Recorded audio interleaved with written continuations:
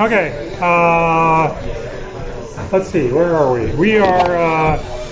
We're almost at the due date for programming assignment number 1. I remember it's been extended until Saturday, which I didn't really want to do, because I didn't want to ruin your weekend. But on the other hand, I didn't want to ruin your Friday. So anyway, homework number 2 will be coming out soon. Probably it will be out. Oh well, if we are lucky, it'll be out Thursday, but probably it won't be out until Friday.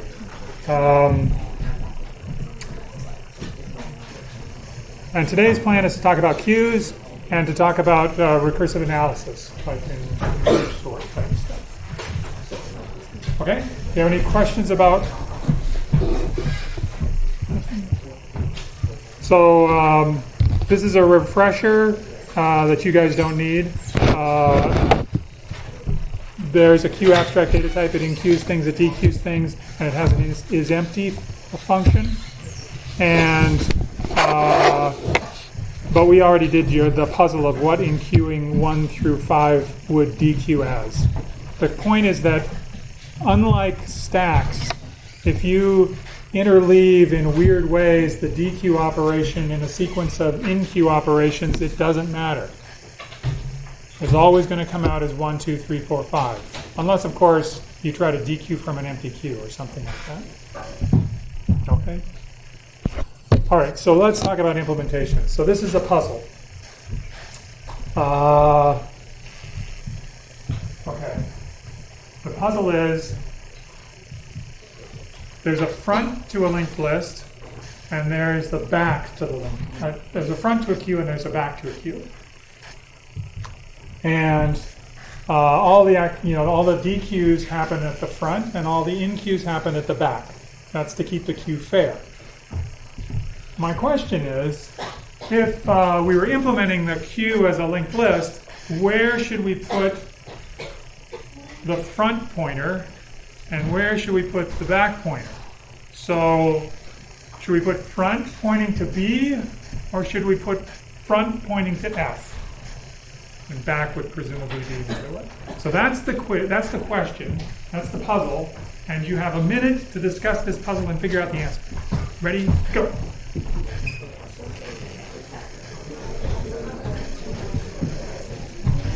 Oh, by the way, the answer it will determine the efficiency of your solution.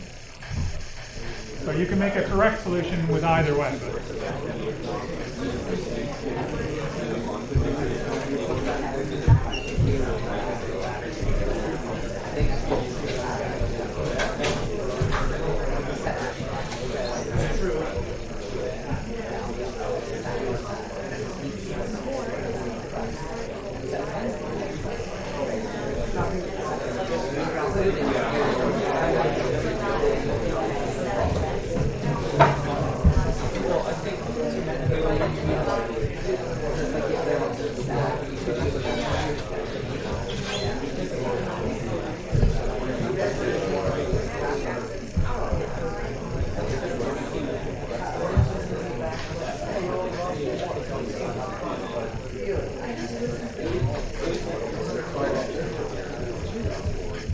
Should be up here. It's really interesting to see all the people that are doing this. It's very interesting to see how you're thinking about how are we doing? Is everybody ready to vote? We're voting. So how many people would vote for front should be pointing to B? The front of the queue should be pointing to B. Okay, good. How many people think that the front of the queue should be pointing to the node labeled F? Here, the front should be at F. And you remember, front is where things are being dequeued, right? You always dequeue from the front, right? So now we need somebody from each of those two groups, because there seems to be about an equal split, which is kind of distressing. But somebody from each group to explain why. So how about a person from the front should point to B. Is somebody willing to explain why they chose that? Yeah. Okay, so front points to B and the back points to F. So if you want to add something to the back of the queue, you should just say back next is just return the front left to the front and set the front next, and then that works, right? You think? Okay, so they're saying that if you want to remove things from the front, it's easy to do because if front is pointing at B, then all you have to do is say update front by assigning it to be the next pointer of the current front, and that updates the front. So now, is there somebody in the F front pointer to F solution that has a argument for why that would be a good way to do things? Everybody's vanished. It would have been better if it pointed backwards. It would have been better if it was pointing backwards. Yeah. In which case, yeah, if it was pointing the other direction, then it would have been the other way around. Yeah. Maybe that's the DQ from ideas, because that's like the first thing that's been taken off. So I think it's equivalent either way, because it's still going to be taken off, but if you want to reverse that Q, then it might start to be on the side. I forgot to ask the meta question. How many people think that it doesn't really matter? I could put front and back on either end, and it would be just equally efficient. You're in that camp too? Okay. All right, let's think about it. Do you remember where we put the pointer to the top of the stack when we had a linked list implementation of a stack? Do you remember where we put that? Pardon me? No, that was in the array implementation. I'm talking about in the linked list implementation. Did I say array? Anyway, I'm talking about the linked list implementation of stacks. We had a notion of where to put top. Do you remember where that was? At the head, right? And why was that?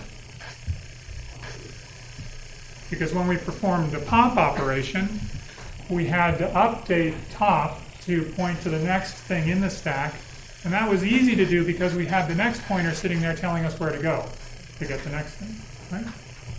So now if we just focused on the DQ operation in the queue, which is implemented as a linked list, we have exactly the same situation.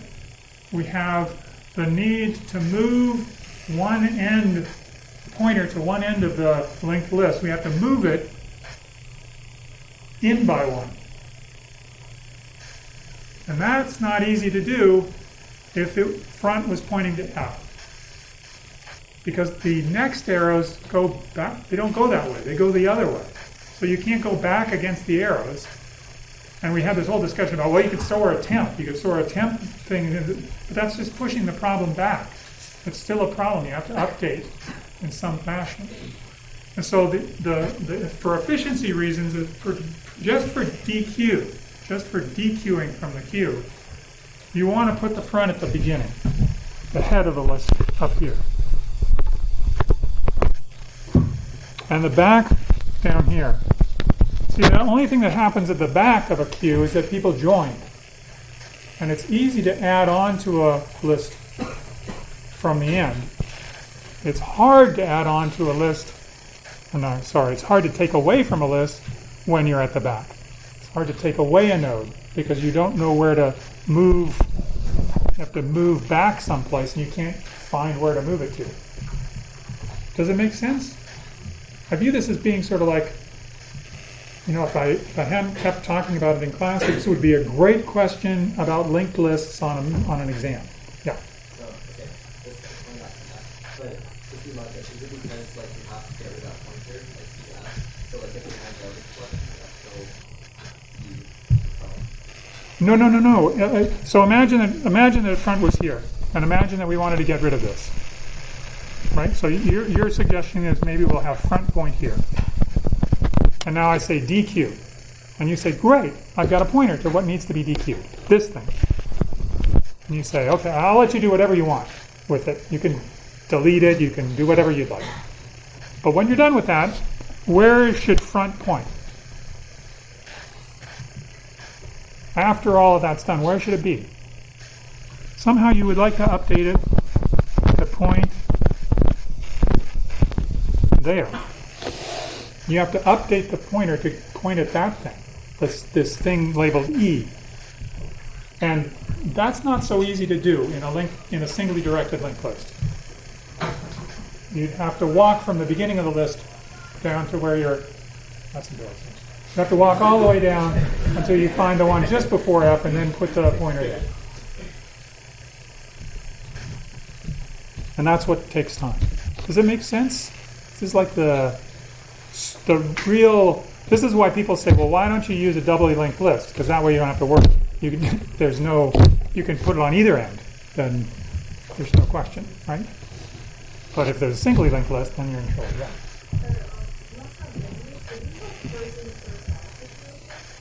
For this is a queue. So this is first in, first out. No. Last in, first out, or whatever you want. The implementation is slightly different because in a queue you have two ends that you have to perform operations on. So the queue has additions coming in on the back and it has subtractions coming at the front, whereas in the stack all of the additions and subtractions are happening at the top. So they're happening at one end of the linked list. And so in this case, the real question that I was asking was, where should you perform the deletes or the EQs or the pops or whatever you want to call them in a linked list structure? That's really what the question was about. Yeah.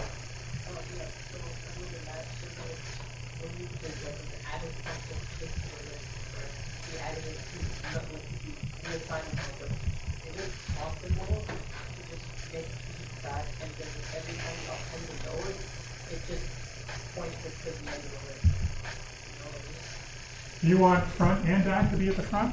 I mean, at the head of the list? No. No, you want back to be at the head of the list, and you want front to be at the tail. So then wouldn't it make like executing because they're just effectively making more pointing at the back? I don't think it makes in-queuing easier. It probably is about the same for in-queuing, but it really makes de-queuing almost impossible without spending more time. Because you have to get down to the pointer that's before, you have to get to the node that's before the node labeled F. And that's hard, or at least takes time.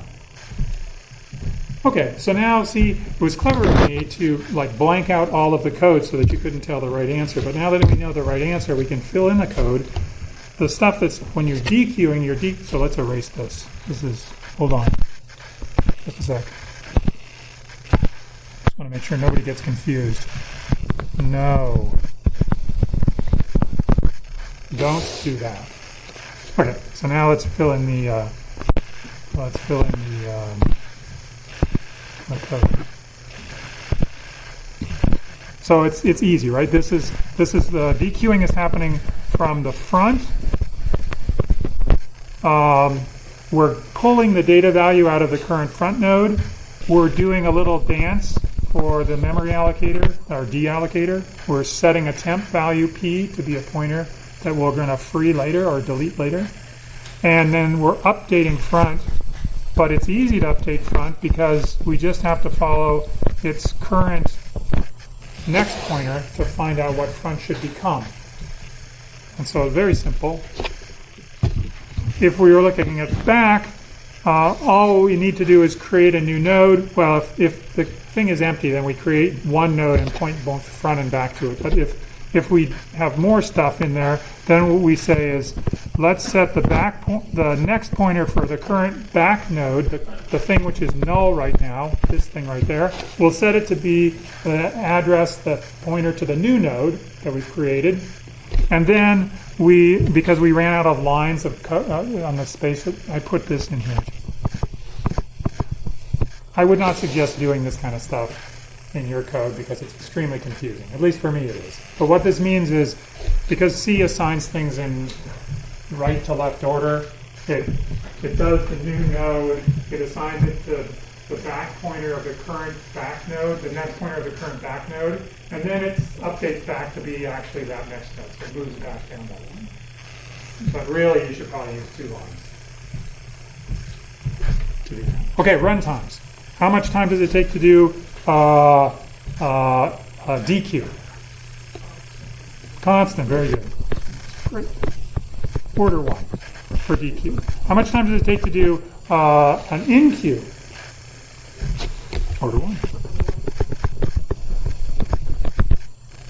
There it is. Constant time operation. Next. You okay with this? Everybody all right? Great. Next, an array implementation. Now this is a circular array implementation, and why? Why would it be a this is for a queue. Why would I want, oh, do you know what a circular array is? Oh, okay, let me tell you. As you increment an index into an array, sometimes you don't want that index to fall off the end. You want it to wrap around. So as I increment, the way that this queue is going to work is that I'm going to keep the queue as a consecutive sequence of spots within the array, and whenever I dequeue, I'm going to delete something and move on. And whenever I inqueue, I'm going to stack something onto the end. If I kept inqueuing stuff here, like I inqueue F, G, H, I, J, K, when I get here, I don't want to say that I don't have any more room. Right, because that's wrong. As I dequeue from the front, I free up space that I can use again. And so I'll wrap around and use that space because I constructed this as a circular array. And what makes this thing circular is simply the use of the mod operator when you're performing index arithmetic. So when you increment the back index or you increment the front index, it's modulo the size of the array. Does it make sense? Yeah. So L would, yeah, so we put L would come in there. Yep. And then you might, for example, pop a few things on or dequeue things off. Front would move forward. You'll see the updates are always +1. Front always moves this way. Back always moves this way. They always move that way. How could that possibly work unless it's circular? Or unless I keep allocating more and more memory, leaving stuff behind. That is correct. Excellent point. In fact, right here, we check if that happens. Now, the interesting thing about this, maybe somewhat interesting thing, is I'm going to run out of alphabet. Let's see, M, N, O, P, oh no, I'm not, Q. At this point, back is equal to what?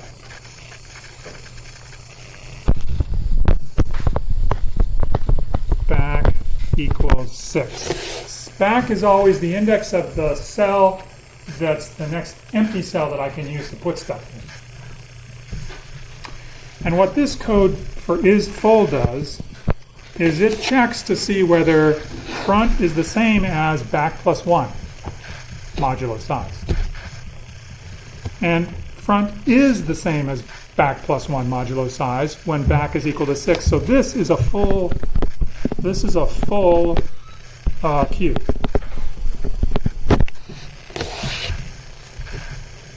Some people are distressed by this because I'm wasting space. Like this whole entire, this is empty. I should use that. Why don't I use that? Why don't I just make the test be that front is equal to back?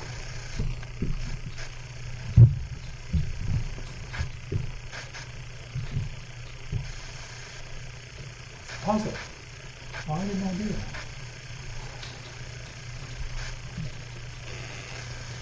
Yeah. Front equals back if I only have one element. Let's see. If I just had A, front would be 7, and back would be 8. But you're very, very close. You're only off by 1. What if it's empty? What if my queue is empty? Then front is equal to back. What if my queue is full? Well, then front is equal to back. Something wrong about that. I have to be able to distinguish between full and empty.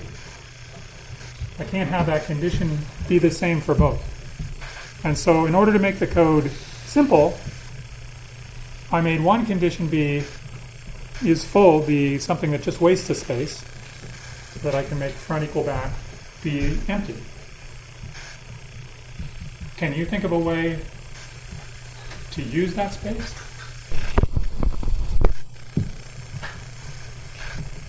Suppose that I wasn't limited to this amount of screen real estate to write my code. Could you write code that wouldn't waste that space? How would you do it? Yeah. That is full would also be front would be equal back. Would it? But how would you tell his full from his empty? Because it would be have a difference of one. But then you wouldn't be using this cell. I mean, then there's an empty cell that you wouldn't use. I'd be using it because then back would be 6 and the front would be 7. Oh, you want back to actually be the index of the last filled thing. True. Okay, so then what's empty? Empty is the same when they're both 0, 0. But then that doesn't work. Because if it's 0, 0, then that means there's one thing in there. So then you could say, well, empty means it's one before that. But if empty means it's one before that, then it also means that it's full. So it's a conundrum. It's a difficulty. How would you fix it? Yeah. You could say empty back, and there's also a value at. Oh. Well, maybe you could do that. If you erase everything when you go through the out, maybe you can do that. Yeah. But you could say, what he's saying is empty means front equals back and there's nothing at front. Yeah. I would make a count variable, and then just every time you add something, plus a variable, and then Yeah. You can do a count variable too. That's two solutions. There's a third solution, which is the solution that I followed. You'll never get it. Yeah. Yes, you will.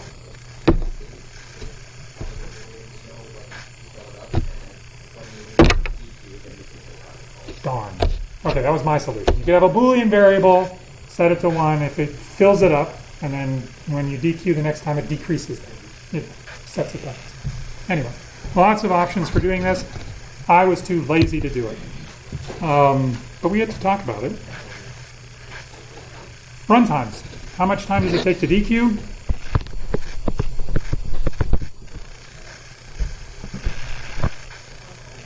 Order 1. How much time does it take to in-queue?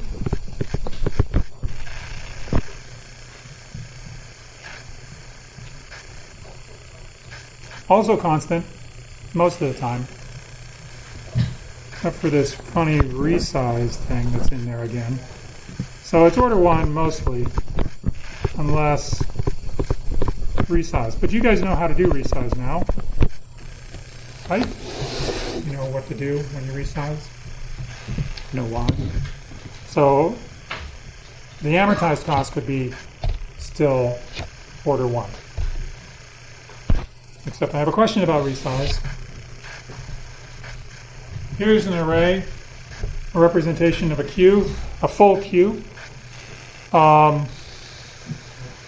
What should I do to copy it into its new space? So I'm resizing and I'm making a big array that's twice as big. I'm multiplying by 2 because that's what I should do. Okay. And now I have to copy this thing in there. What do I do? Do I do the following? Just copy like before, F, G, A, B, C, E, E. Is that good? Why not? Why isn't this good? Pardon me? if you do that and back and front to that position, then the next time you queue is going to be full. You can't queue anymore because it's full. Yeah. If I just kept the same back and front, then it's full still.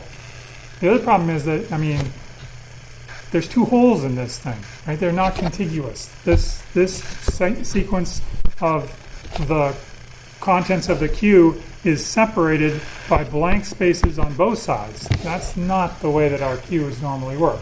So this isn't even a valid configuration for a queue in this particular array. We have to make a valid configuration of a queue. What valid configuration would you like to make?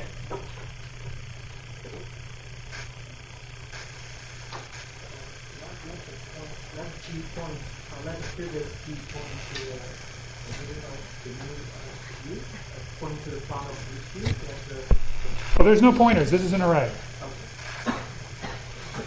This is. Oh yeah. Sorry. I'm going so quickly today. We're back. That's 2 slides ago. That's old history. No, we're at arrays, and we're worried about this gaps in the array. What would you do? I mean, it's not rocket science. This is not. What would you do? I don't know. Yeah.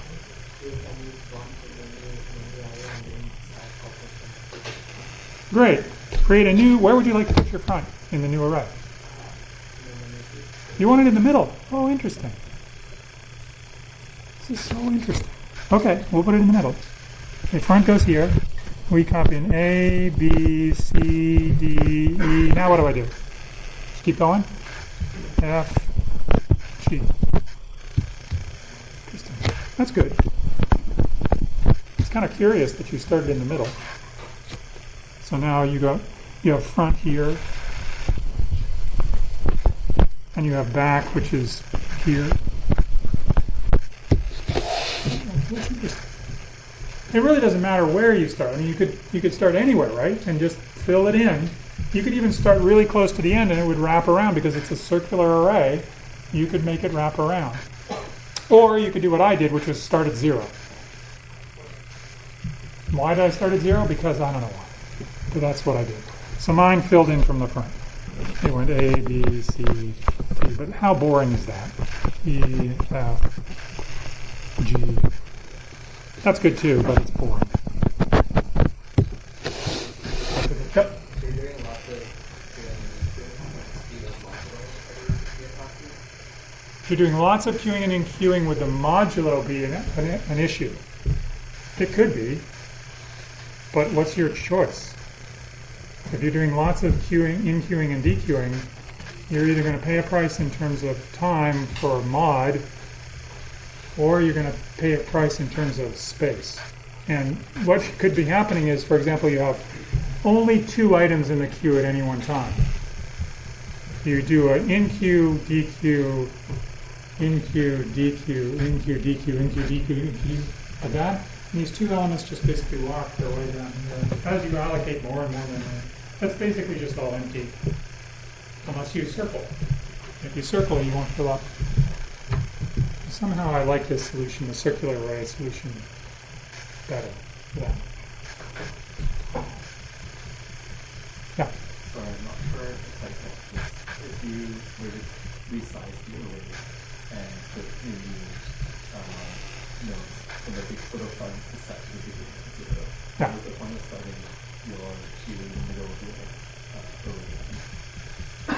Oh, one suggestion was to start the queue in the middle, and set front to be where you started it, and set back to be the empty spot after it. And he chose to start from in the middle, and I was curious to know why he did that. And you can do that. You could start it at position 3 if you'd like. But I started at position 0, and both solutions are good. The only thing that matters about the solution is that the sequence of elements that are in your queue are consecutive in circular order in this array. They can go off the end even. You could start A in that position, last position, and you could wrap around the beginning, B, C, D, E, C. That's perfectly fine, as long as you set front and back to be the appropriate values in the new copy. Doesn't matter. But the important part is that they're together, not like that. This, like I didn't say, is bad.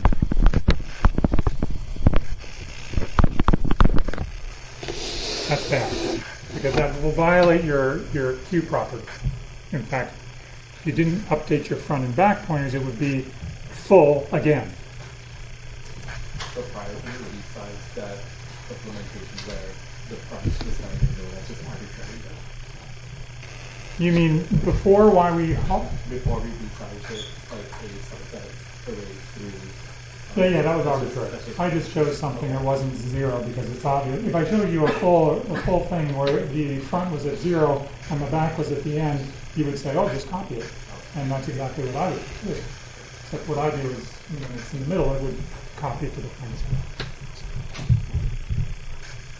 well. Okay? Those are cues. Now, we're going to apparently switch gears. I have a problem, which is I've got this input, which is half sorted twice. The first half is sorted, part A, and the second half is sorted, part B, and I want to sort the whole thing. And I would like you to tell me how to do it. And I would like you to tell me how to do it efficiently. And I'm going to give you a minute to figure it out.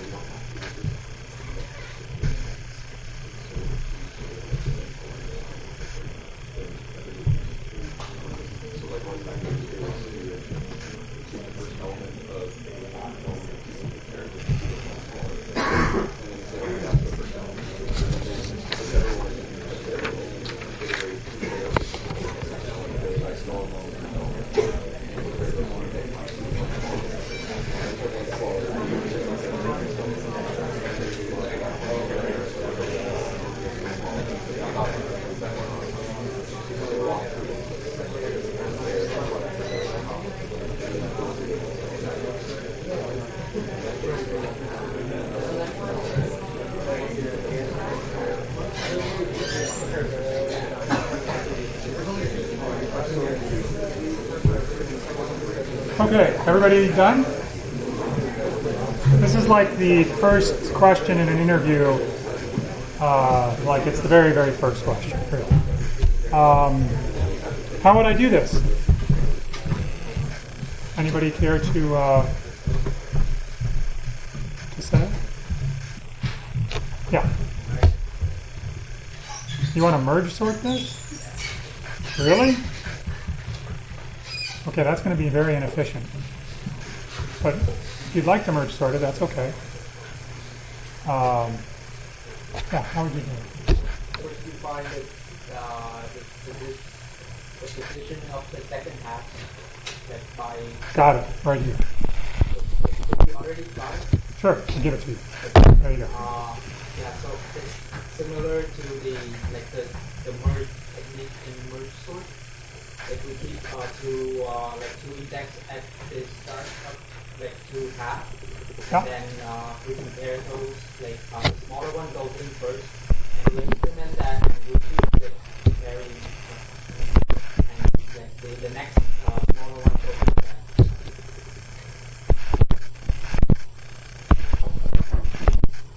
It's fun. It's easy, right? You got this, what is it? You've got two Q's is what you have. Two Q's, A and B. You look at the top of both of them, and you DQ the minimum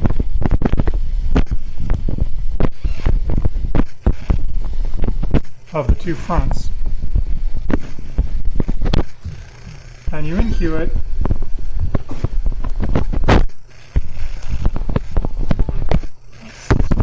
result into the output. I like thinking about it this way as Q's. I've got two Q's, they're both sorted. So when I pull them out, I know that I'm getting the smallest thing out of each of the Q's. I compare those things and I take the smallest one and I put it into the output. And now I go back to my Q's. I mean, you can implement these as indices, pairs of fingers in an array, and that's perfectly fine, but I think of them as Q's. They can be arbitrarily long. They can be different sizes. They don't have to be the same size. Yeah. How would you do an unpaired? Or like unpaired element? You mean when I run off the end of a queue, who wins? What do you think? Who wins when I run out of something from a queue? It's the one that's left. Yeah. The one that's left is just going to be the minimum. Otherwise, you wouldn't get part of the answer. And you want the whole thing sorted. Oh.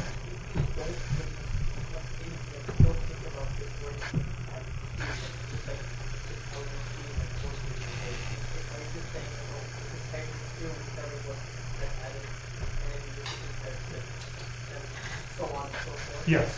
You swap the lower one for the next one and it's okay. No, I don't do any swapping. There's no swapping. I just have one finger that's the A finger and one finger that's the B finger. And I look and I see which one's smaller. And if it's the A finger, I move the A finger by one. And if it's the B finger, I move the B finger by one. So the one that you can add for one, you swap to the next. Correct. The one that's DQ'd is the one that goes into the thing. Which is why I like to think about it as queued. Have I mentioned that? Oops. Anyway, it also is nice to have it coming after you've just learned about queues. So it sort of means that queues aren't completely useless, and they're not. Okay, so what? So this is great, but who's going to give you an array in which two halves are already sorted? Like, what kind of an idiot would do that? Merge sort. Merge sort. So merge sort is a recursive algorithm. This is, well, it's not the first recursive algorithm you've seen, but it's the sort of first interesting recursive algorithm that you've seen. It's not just sort of tail recursive or something like a loop. A merge sort is actually doing something that's called divide and conquer. So it's an algorithmic paradigm. That means it's an algorithmic technique. It means it's useful for not just merging, not just sorting, but for doing other stuff. And what that algorithmic technique says is take the original problem, split it into two, divide it, or sometimes multiple pieces, but in this case we're splitting it into two pieces, recursively conquer, that is, solve each of those two pieces, and then we're exactly in the situation where we have two sorted things that we want to merge together into a total sorted order. And that's what we solved before using this merge operation. Oh, by the way, I forgot to ask you, how much time does this take? I'll tell you that the size is n. How much time does this merge operation take if the total size of both queues is n? So don't be shy. Just what's on this picture. Order n for the merge. Order n time. Every operation that you perform, every comparison that you make between the beginning of one queue and the beginning of the other queue, every such operation causes one of the elements in one of the queues to get put into the output and never looked at again. So that means that after n of these operations, there are no more elements. They've all been put out. That's constant time per operation. Yep.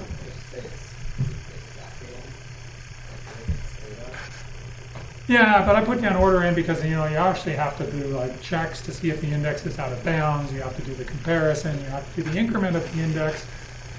So how am I going to do it? I'm going to use asymptotic notation, so I don't have to worry about those constant factors. We'll worry about constant factors in just a minute. Everybody got this? Merge in linear time. Merge two sorted lists, linear time. They don't have to be the same size.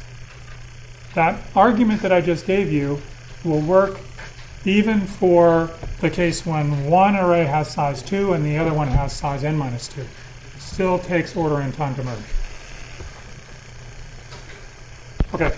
So now let's get back to our story here. We're in the middle of merge sort. We've recursively, here we are, we've split the array into two pieces. There's one piece, there's the other piece. And then we call merge sort on those pieces. So we make one call to merge sort here, and it returns the right answer. Magic. Yay for recursion.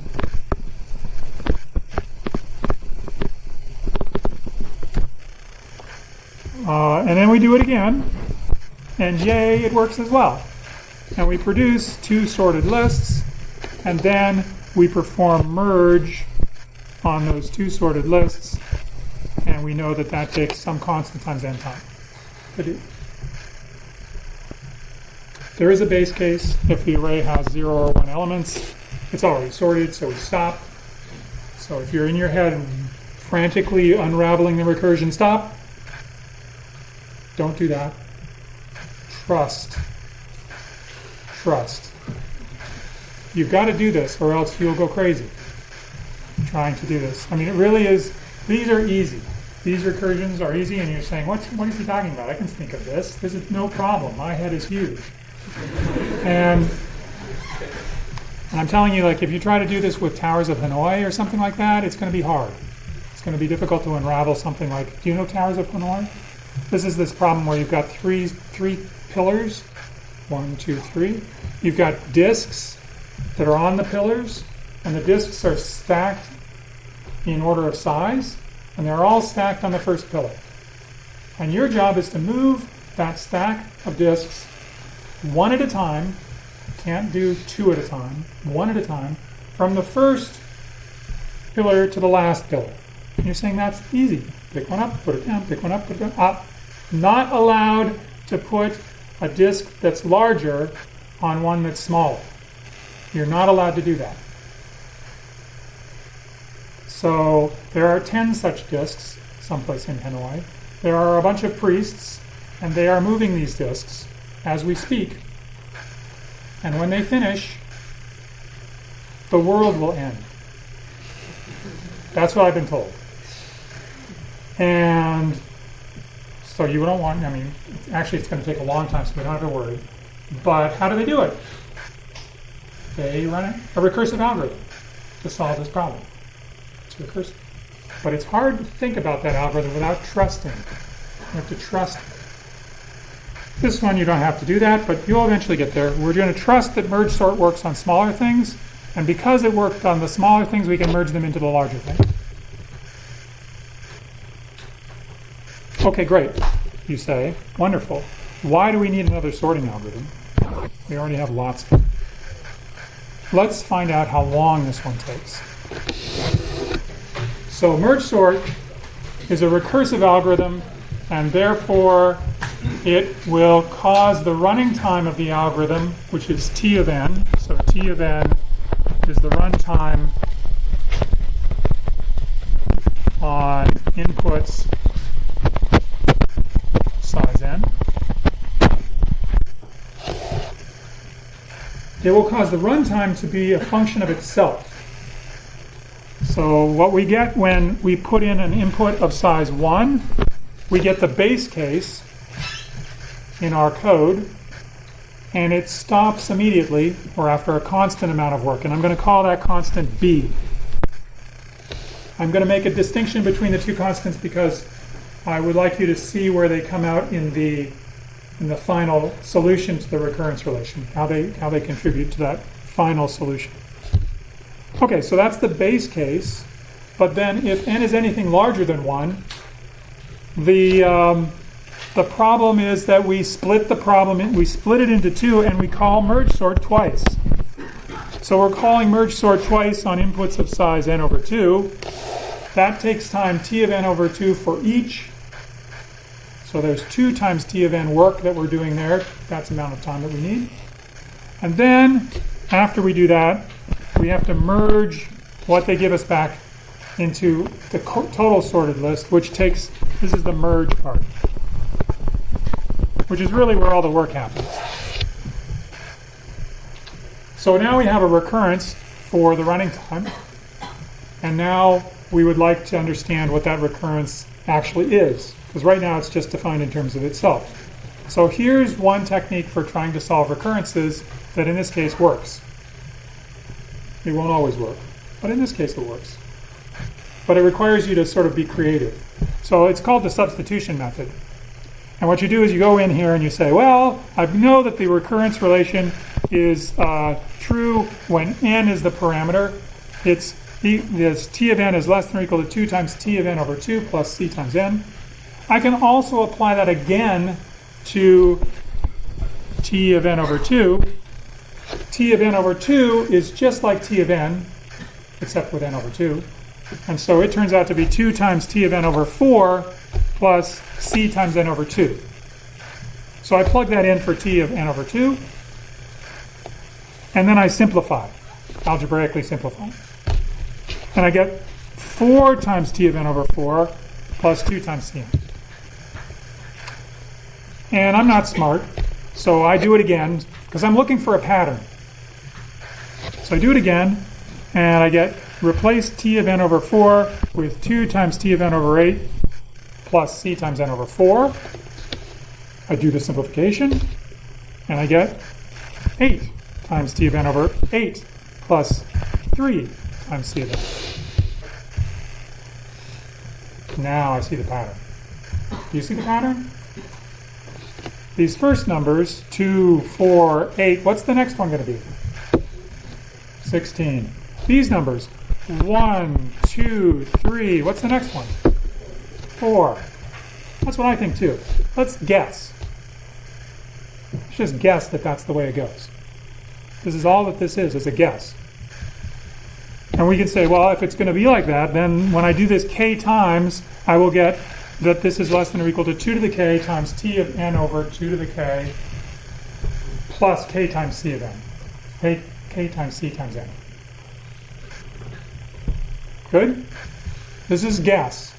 We believe this to be true, and probably it is because it's so simple. You can see that it's working that way, but it's a guess. And now what do we do? Well, now we would like to eliminate that. The dependence of t of n on t of some smaller value. How can we eliminate that dependence?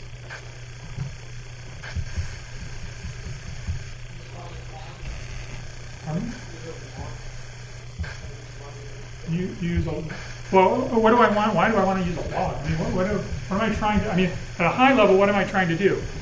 This is decreasing. This value here, n over 2 to the k, is decreasing. It's decreasing by a factor of 2 each time. So, why do I want to decrease it? Because there's one value I do know for t. T of 1. I know that value. It's b. And I want to get down to where I know the value so that I don't have to express t in terms of itself. So when does this become 1 so that I can replace this with b?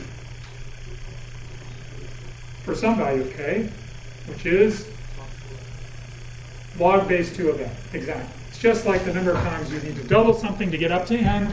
That's exactly the same as the number of times you need to divide n by 2 until you get down to 1. That's the same thing. So that's what we do. We plug in k equals log base 2 of n, which is also written as log of n for computer scientists. And that's what we get. We get, when I plug in k equals log of n, log base 2 of n, I get log n times cn, and I get n times b.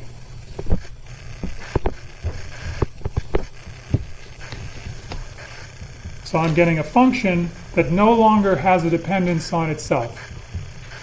It's no longer recursive. I've solved it. At least I think I have. What is the asymptotic expression for this? What should I write down here?